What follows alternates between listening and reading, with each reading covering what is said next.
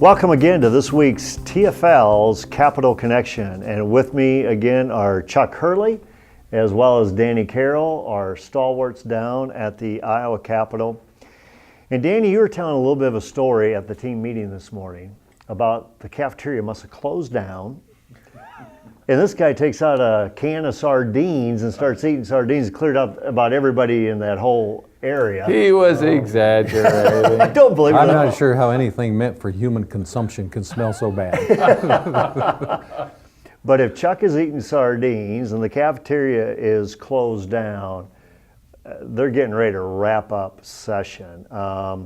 What can you tell us? Is it close to being finished? The environment at the Capitol is definitely moving towards adjournment. And last night the House debated all night long. They adjourned at 5:45 this morning. Oh, wow. When the best decisions get made, 5:45 in the morning. In fact, they had to suspend the rules to allow them to vote after midnight. There's a rule that says they can't vote after midnight. Which is probably a really good rule. Yeah, for the most part, that's a good rule. But that gives you an idea that they're starting to move towards adjournment.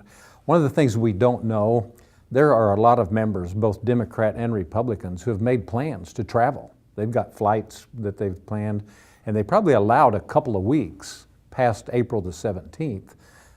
Even so, we're coming up on that deadline. But we're coming up on that pretty quick. And so as we come up on that deadline and we're closing down session, it's not newsworthy, it's not even a news item, but our entire base wants to know what's going on with Heartbeat. Are we going to get it passed this session? Chuck? I am still confident that the answer is yes. Although your prayers are needed, especially because the pressure is building tremendously to have farmers go home and plant. The weather's nice, and they're not getting their per diem anymore. They don't have clerks or assistants there, and so the pressure is immense on our best friends, our pro-life friends in the Senate and the House, to say, well, we just don't quite have the votes in the House. We did our best. Let's go home.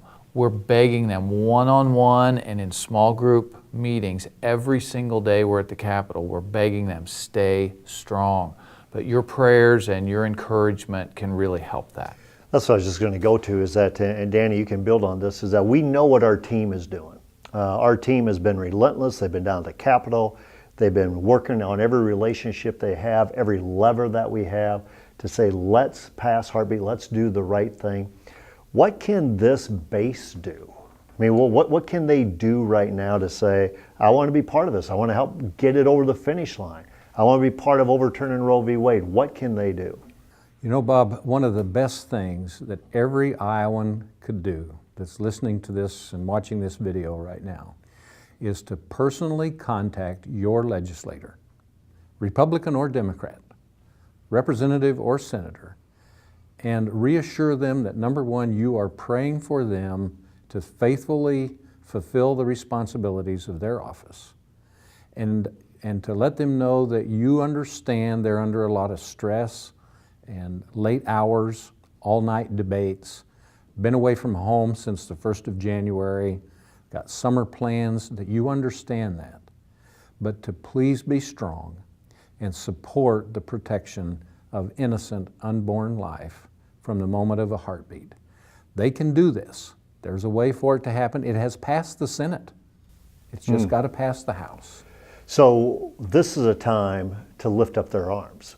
And to pray for them and let them know that you are praying for them, earnestly doing so. And whether the session adjourns this week or 3 weeks from now, we don't care. Pass Heartbeat before you go home. Chuck, what can they do? We have some great tools at the Family Leader for you to simply contact your legislators. And so you just need to follow the instructions that are in the emails that you get and so forth.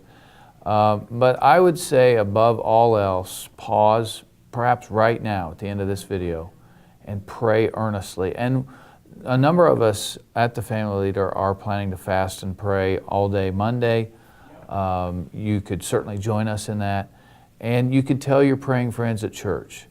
There are literally thousands of lives at stake with this bill, And if this bill would lead to overturning Roe v. Wade, there are millions of lives at stake. It's hard to even fathom that we're this close to something that important.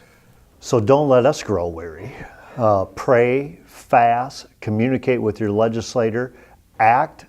And that's what we're doing at the Family Leader. We encourage our whole team. Monday's going to be a day of prayer and fasting, contacting the board, pray and fast. We'd like to have you join us on Monday, and then however God leads you the rest of the way throughout the week or the rest of the session, keep praying, keep fasting. Go to thefamilyleader.com. We're going to make it easy. You get alerted a lot of times by emails, but now we're going to ask you, give us your cell phone number. Let us alert you by text messages. So if something happens that Danny and Chuck tell us about down at the Capitol, we can alert you immediately. You want to sign up for that right at thefamilyleader.com. Sign up, put in that cell phone so we can text you wherever you're at. If you're outside shopping or you're in the field or whatever it is, you can get the text and say, we need to pray right now. But we need to bond together right now as a community of believers like never before. As Chuck said, there are hundreds and thousands and perhaps millions of lives at stake. And we don't believe God sends revival to this country until we stop the practice of killing the unborn. And so we need to do this in Iowa right now. So as we tell them to do that, I want to transition a little bit. Why does this politically, we know it's the right thing to do, but why politically does this make sense? Why should everybody who's a friend of ours at the Capitol say, we need to get this done politically? Not just because it's the right thing, but politically, why is this the right thing to do?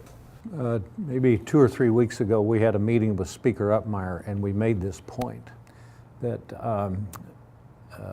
very seldom do we have this, what's called a trifecta, with a Republican governor, a Republican-controlled Senate and House, and by rather significant numbers.